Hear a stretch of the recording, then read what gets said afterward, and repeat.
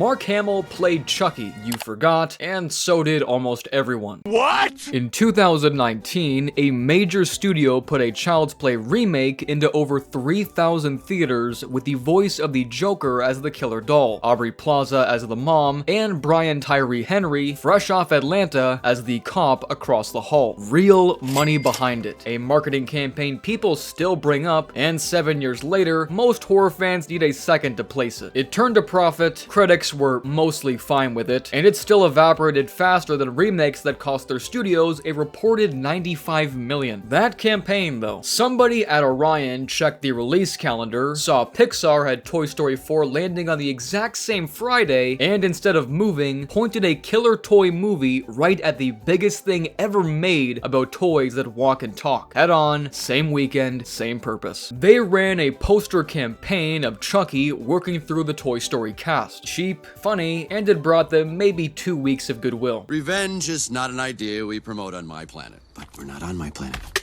are we?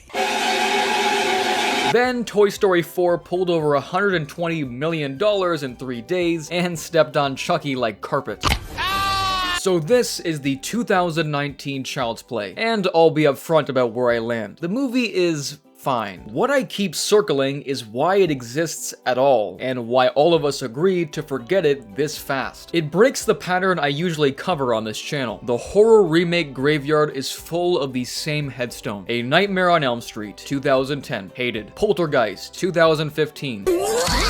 The Mummy, 2017, a franchise-killing catastrophe. Child's Play sits off to the side of all of them, and it ended up more forgotten than every one. MGM announced the remake in July of 2018, and every part of it moved fast. It went out under Orion Pictures, a dead brand MGM had dusted off a couple of years before, which should tell you the scale here. Producing, David Katzenberg and Seth Grahame-Smith. The Cat-Smith guys had just made It, in 2017, the highest grossing horror movie ever. So the green light writes itself. Horror was printing money, 80s remakes were the hottest ticket in the genre, and MGM had an 80s horror property sitting in a drawer. They handed it to Lars Klevberg, a Norwegian director with exactly one other movie to his name. That one was Polaroid, a haunted camera thing that sat on a shelf through the entire Weinstein Company collapse. It got stuck so long that Child's Play, made after it, reached American theaters first. Writing the script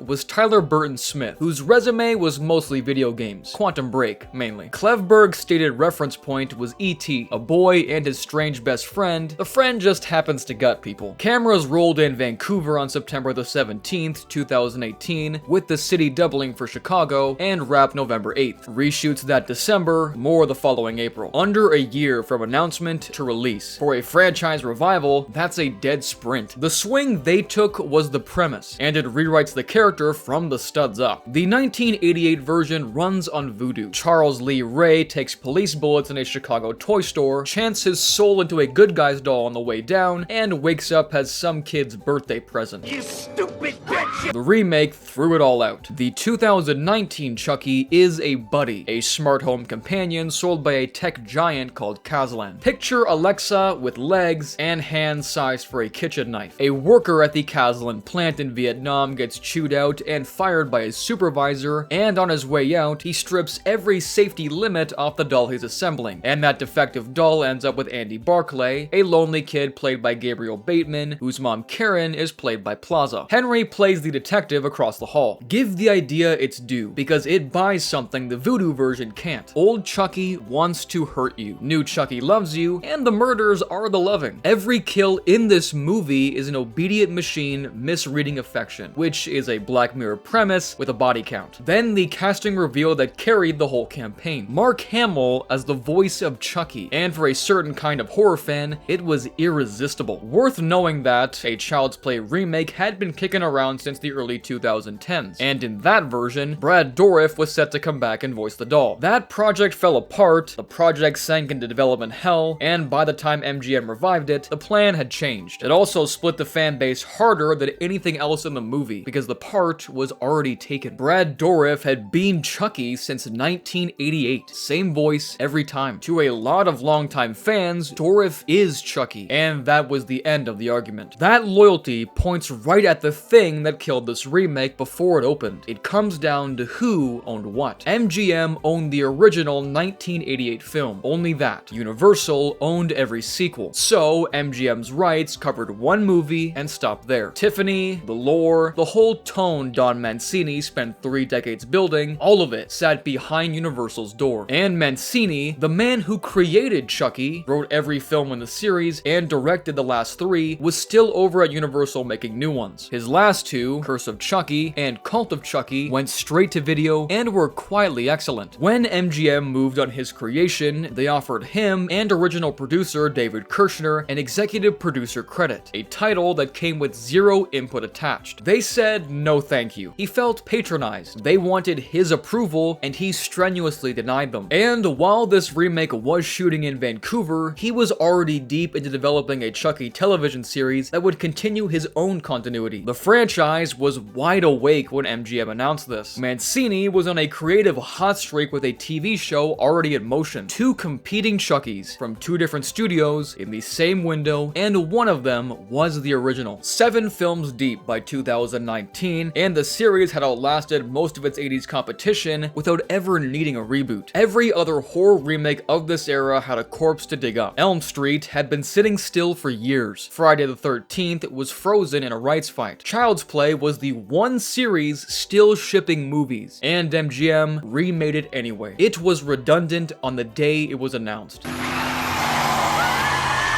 The release schedule finished the job June 21st, 2019, straight into Toy Story 4, which flattened anything near it. Annabelle Comes Home arrived 5 days after that, putting 2 killer doll movies in theaters in the same week. Chucky opened to over $14 million, respectable against the budget, then bled out. Exit polling gave it a C+ cinema score, which ties Seed of Chucky for the worst grade the franchise has ever pulled. And Seed of Chucky is the one where the doll has a baby. People bought tickets for Chucky and walked out confused about what they'd watched. By the numbers, this reads as a modest success. Rotten Tomatoes has critics at 64% and audiences at 57%. Metacritic gave it a 48. IMDb users settled on 5.7. Letterboxd on 2.5. That whole spread adds up to one word: shrug. A movie can survive being hated. The Elm Street remake still gets argued about, loudly. And in October of 2021, Mancini's Chucky series premiered on Sci-Fi and USA, picked up right where Cult of Chucky left off, brought back Dourif, Jennifer Tilly, Fiona Dourif, Christina Leese, and Alex Vincent, the same actor who played Andy in 1988 and ran 3 seasons. The second that show existed, the remake was finished. Every future the fandom cared about belonged to Mancini now.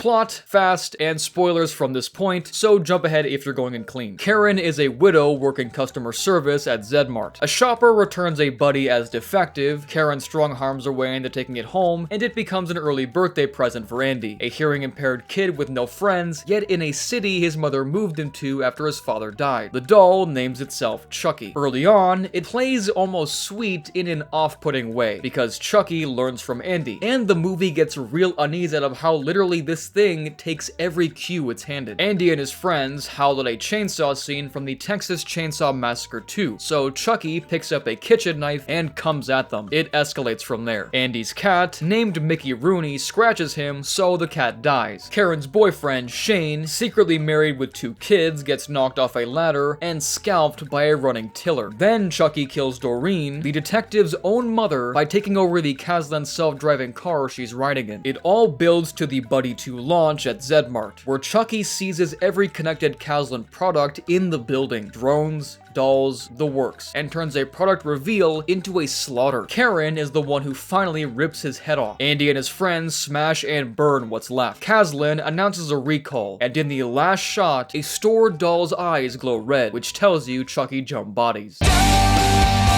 The sequel that setup was waiting on died right there. My honest take, and what works here is more than people remember. Hamill is legitimately great, and the smartest decision in the film is that he plays Chucky soft. His version is a needy, wounded child who kills out of devotion, closer to HAL 9000 than to Dourif's cackling psychopath. Bear McCreary scored the thing with what he called a toy orchestra, actual toy pianos and hurdy-gurdies and automatones, and he and Tyler Burton Smith wrote an original jingle called the Buddy Song for Hamill to perform in character. You are my buddy until It sits under your skin longer than any of the kills. Plaza and Henry are both better than the material needs them to be. The gore is practical and nasty, the watermelon especially, and the satire mostly earns its keep. A horror movie about handing your kid a data harvesting surveillance device and calling it a friend. Released the same year everybody put an Alexa in the bedroom. The problem starts with the doll. It looks bad. That redesign gives him a pinched, waxy face that reads as generic evil toy. And because the animatronics keep cutting to wobbly CGI, he's less convincing in 2019 than a hand puppet was in 1988. The AI logic falls apart the second the plot needs it to. A doll that picks up violence from a slasher tape is a great hook. The middle act slumps into kills on a timer plotting, and the film carries an identity problem it never solves, because as a Chucky movie, it's an imposter, and as an original killer AI story, it's stuck with a brand name that only invites the comparison it loses, which is the legacy, really. Peel the title off, and this is a solid little B horror movie about smart tech. The sort of thing that would have built a small cult as an original. Leave the title on, and it's a footnote. The answer to a trivia question about the weekend Chucky picked a fight with Woody, and Woody walked to $1 billion. It made money, kept everybody mildly satisfied, and left the culture exactly where it found it. So I'll hand it over. Where does Hamill's Chucky actually land for you? Or does it just not count?